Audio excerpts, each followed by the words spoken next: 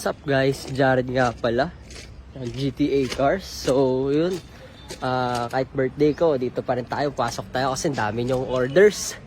Yan. So ito yung Ford Fiesta na binyahe ng Tugigaraw. So ito pinalitan to ng Trani, one day fix, one day test drive, then biyahe agad. So kita nyo naman after maayos yung Trani na ito, biyahe agad. 12 hours yung biyahe nila dito papunta, tapos 12 hours ulit pabalik.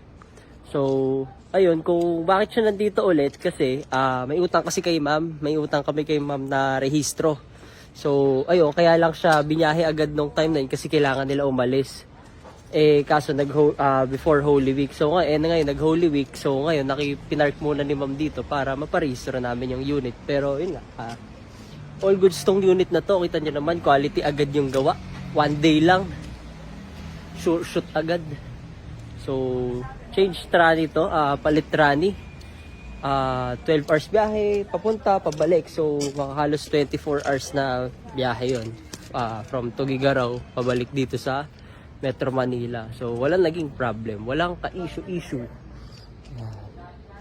Ford Fiesta 2014. Tapos eto pa, ang dami nating mga bagong units na dating.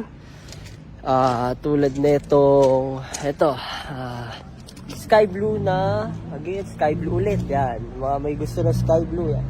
Ford Fiesta 2014 din. Tapos eto isa, ito ay top of the line, push start. Tapos eto isa pa na Ford Fiesta na hindi ko alam kung anong blue to.